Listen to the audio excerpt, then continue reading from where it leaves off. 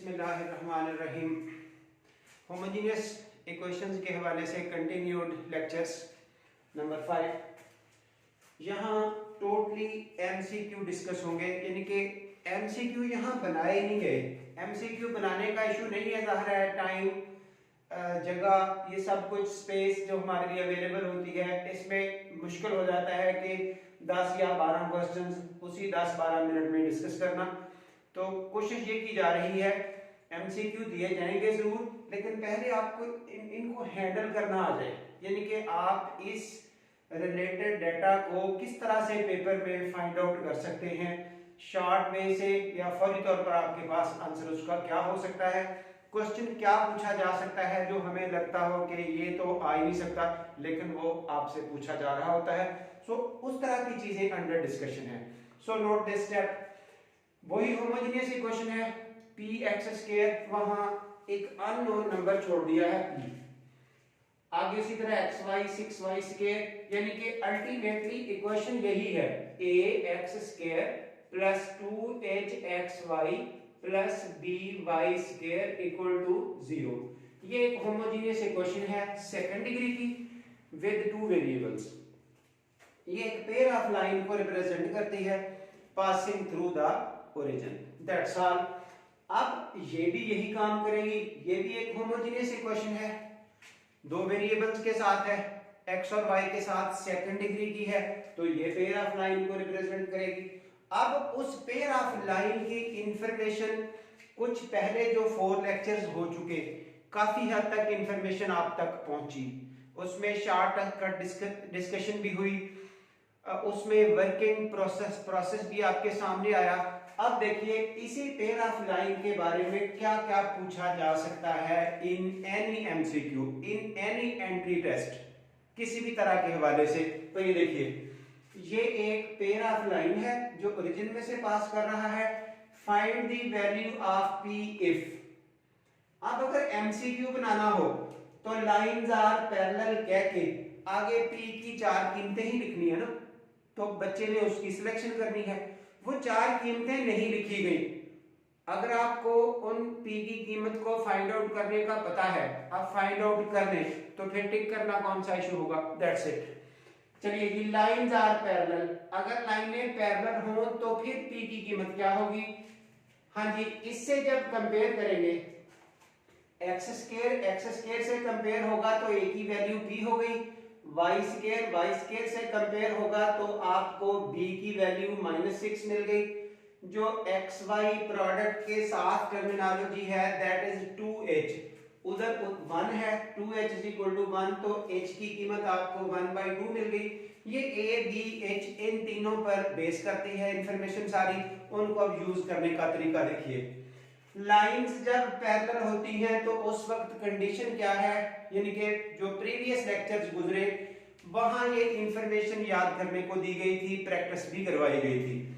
हाँ जी, lines parallel होने के लिए ये कंडीशन है h² - ab = 0। ये रेलेवेंट वैल्यूज पुट की गई, उनकी सिंपलीफिकेशन की गई, कोई एज सच डाटा शॉर्ट नहीं किया गया। जब इसकी सिंपलीफिकेशन करेंगे तो ये इस साइड पे जाके माइनस हुआ, अब 6 भी इधर आके डिवाइड हो जाएगा, तो p की वैल्यू 6 × 4 दैट इज -24, 1/-24। अगर p की ये कीमत होगी तो then lines will be parallel. हाँ जी, एक ये हिस्सा है lines are real and coincident, ये इसी के अपोजिट ये नंबर 6 पे क्वेश्चन है। ये देखें ना, पैरेललिज्म का लिंक इस तरह से चलता है, जबकि कोइंसिडेंट का लिंक ऐसे है, ये एक लाइन है और दूसरी लाइन इसी के ऊपर आ रही है, यानी कि वो सेम हो जाएगी लाइनें। जो लाइनें सेम हैं इस तरह से पैरेलल तो वो भी हो ही जाएंगी, इसलिए जिस वक्त रियल एंड कोइंसिडेंट की बात की जाती है तो देन भी यही कंडीशन है h² - ab = 0। तो यहां पर भी आपको वही स्ट्रक्चर मिला, ये 6 नंबर के सामने अगर इस स्टाइल से क्वेश्चन पूछा जाए तो। चलिए जी, क्वेश्चन वही है, for what value of p lines represented by this portion are perpendicular.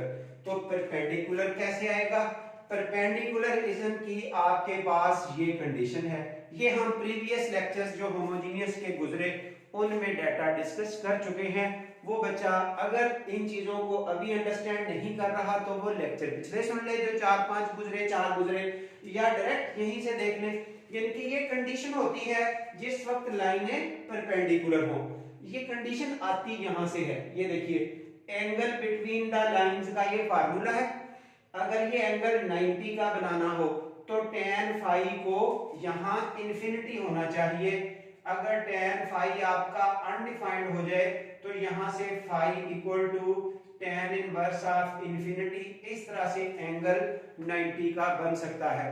तो ये अनडिफाइंड इंफिनिटी कैसे बनेगा? अगर ये डिनोमिनेटर वाला हिस्सा जीरो हो जाए, something over zero is equal to infinity, इस तरह से ये कंडीशन बनती है a plus b equal to 0 for perpendicularity of the lines. Put the values of a and b. a ये है, b ये है। जब ये यहाँ पुट किया तो b की value -6। After simplification we have p is equal to 6। p की इस कीमत के लिए लाइनें परपेंडिकुलर होंगी। हाँ जी, आगे बढ़ते हुए जो यहां से इस तरह की दो लाइनें बनी, हर लाइन की स्लोप होती है, हर लाइन की स्लोप होती है। जो पेयर ऑफ लाइन यहां से बना उन दोनों लाइनों की भी स्लोप होगी। आपसे क्वेश्चन पूछा गया कि अगर प्रोडक्ट ऑफ द स्लोप्स -5 हो, उन दोनों लाइनों का प्रोडक्ट ऑफ द स्लोप्स -5 हो, तो फिर p क्या होगा? ये लीजिए प्रोडक्ट ऑफ स्लोप्स का ये a ओवर b फार्मूला है।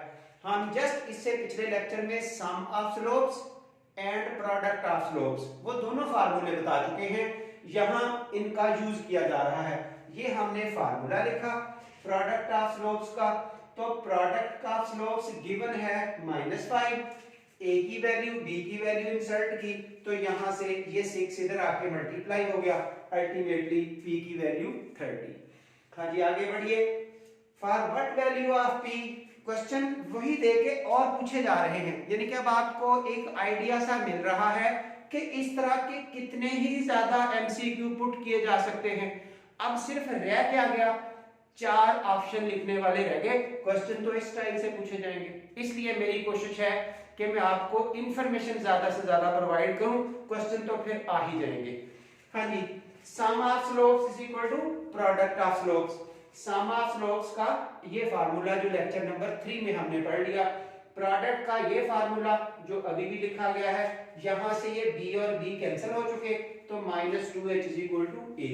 ये h और a की वैल्यूज जो शुरू में हल हो चुकी हैं यहां पुट करें, तो p की इस वैल्यू के लिए हम कह सकते हैं जो यहां से पेयर ऑफ लाइन बनेगा उन लाइनों की सम ऑफ स्लोप्स और प्रोडक्ट ऑफ स्लोप्स इक्वल होंगी। इस तरह कोई और क्वेश्चन बनाया जा सकता है, if sum of slopes is double the product of slopes, ठीक है ना, if sum of slopes is reciprocal of product of slopes, that's it. इस तरह से if sum of slopes is 20, if product of slopes is 5, like this कुछ भी बनाया जा सकता है। ऐसे क्वेश्चन ढेर बन सकते हैं, लेकिन हमें हैंडल करने आने चाहिए, काम इतना ही है। आगे बढ़िए। For what value of p lines are real and distinct, तो real and distinct के लिए फार्मूला ये चलता है h square minus ab is positive। ये हमने होमोजेनियस के लेक्चर 1 में डिस्कस किया है सब कुछ। हाँ जी, ये कीमतें जब पुट की तो आपके पास ये आउटपुट मिल गई। p की वैल्यू इस तरह की अगर होगी तो लाइंस रियल होंगी और डिस्टिंक्ट होंगी। रियल और डिस्टिंक्ट का मीनिंग ये है, रियल मींस वो शो की जा सकती हैं, ड्रा की जा सकती हैं। डिस्टिंक्ट दो अलग अलग होंगी, एक जैसी नहीं होंगी। हाँ जी, lines are real and coincident, ये काम बता चुके हैं हम। इसके साथ ही रियल मींस दिखाई जा सकती हैं, कोइंसिडेंट वो सेम होंगी, एक के साथ दूसरी as it is copy pasted होगी। Lines are imaginary, imaginary lines का मतलब होता है वो ड्रा नहीं की जा सकती, जस्ट इमेजिन की जा सकती हैं। मैं इससे पहले भी एग्जांपल दे चुका हूं, जैसा कि इमेजिनरी वेक्टर नल वेक्टर का दूसरा नाम है। उसको अगर कोई कहे कि इमेजिनरी वेक्टर जरा ड्रा कर दे, ऐसे लाइन खींच के एरो लगा के उसकी डायरेक्शन वाजे कर दें, तो हमारे पास लाइन खींचने के लिए कुछ नहीं होगा। यानी कि हम कुछ दिखा ही नहीं सकेंगे। क्या इसका मतलब होता है कि नल वेक्टर होता ही नहीं क्योंकि हम उसको दिखा नहीं सकते? नो, इमेजिनरी मीन्स नल मौजूद है, उसको इमेजिन किया जाएगा कि इट एग्जिस्ट, दैट्स इट। तो lines are imaginary if this holds, तो वही स्टेटमेंट जो ऊपर सॉल्व की है वो इस कंडीशन के लिए होल्ड करेगी। अब देखिए एक और क्वेश्चन बड़ा मजेदार आ चुका। For what value of P angle between two lines is 45। P की कीमत बताइए अगर इन दोनों लाइनों के दरमियान एंगल 45 का है। जस्ट पुट द फार्मूला, कीमतें पुट करें। tan 45 की वैल्यू 1 आ चुकी। इस p माइनस 1 को इधर लाके मल्टीप्लाई किया और ये स्टेटमेंट आ गई, squaring both sides a square plus b square minus 2ab। उधर 2 का स्क्वायर 4 और नीचे से रूट खत्म हो गया। जब 4 से ब्रैकेट ओपन की और आफ्टर सिंप्लीफिकेशन हम यहां पहुंचे तो इसके फैक्टर्स बन जाएंगे p minus 35 into p minus 1 equal to 0। जब जैसे क्वाड्रेटिक इक्वेशन के फैक्टर बनाए जाते हैं तो then p equal to 35 and p equal to 1, ये दो कीमतें ऐसी होंगी। तो इस तरह से when angle between the lines is 90, वो आपका यही पोर्शन है, lines are perpendicular. When angle between the lines is 30, 0, 60 like this, आप कीमतें पुट करते जाइए और इस तरह से p निकल आएगा। ऐसे आपसे डिफरेंट क्वेश्चनिंग की जा सकती है। ये इस लेक्चर का मकसद था कि आपको एमसीक्यू का स्टाइल बताया जाए, क्वेश्चंस छोटे छोटे बताए जाएं कि इस तरह पूछे जाते हैं। अब जब क्वेश्चंस पूछने वाला अपने तरीके से 4 ऑप्शन लिख के पूछता है तो अगर किसी को काम करना आता होगा तो क्वेश्चन सॉल्व हो जाएगा, और अगर काम करना नहीं आता फिर बेशक पहले बच्चे ने देख के आगे क्वेश्चन को डील करना है तो फिर भी वो नहीं कर सकता क्योंकि उसको इंफॉर्मेशन हैंडलिंग नहीं आती। सो इस तरह से हम अपना काम कंटिन्यू रखेंगे। इंशाल्लाह तमाम टॉपिक्स पर आपको इस तरह के एमसीक्यू हैंडल करने का रास्ता भी बताया जाएगा। जिन बच्चों को हमारी वीडियो पसंद आ रही है वो इसको लाइक ज़रूर करें, शेयर करें अपने फर्दर फ्रेंड्स के साथ, ताकि ये काम हम ज़्यादा अच्छे तरीके से परफॉर्म कर सकें। और जो कोई मसला आता है तो वो वाया कमेंट्स हमसे रब्ता करें। चैनल को सब्सक्राइब करना ना भूलिएगा। Thank you very much.